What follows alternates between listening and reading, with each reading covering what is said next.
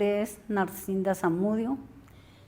Yo pasé muchos años en sufrimiento, sufría de cistitis, que es una enfermedad a los riñones, una enfermedad crónica. Sufría de quistes en los senos. Yo duré mucho tiempo con ese problema de los senos, que se me abrían los senos con la carne, todo, la piel, como si fuera cortada con cuchillo. Me salía agua, no aguantaba siquiera colocarme una blusa, era un sufrimiento total. También después tuve un problema respiratorio, que estuve totalmente mal de la respiración, tenía inflamación en los pulmones, me comprometieron los pulmones y el corazón. Yo tenía que vivir con oxígeno totalmente todo el tiempo, día y noche.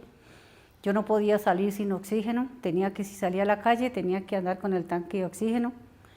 Era totalmente una pesadilla porque yo no podía estar en paz. Duré también mucho tiempo, largo tiempo en el hospital a razón de ese problema. A través de eso yo duré mucho tiempo que no podía ni dormir, veía en desespero. Gracias a Dios yo conocí de la iglesia, me invitaron y yo llegué, me dieron el aceite santo, usé el aceite santo y gracias a Dios fui sanada de los quistes en el seno, de la cistitis, de enfermedad de los riñones y de problemas de inflamación en los pulmones y del corazón, porque eso mismo me comprometieron los pulmones y el corazón. Hoy estoy totalmente sanada gracias al aceite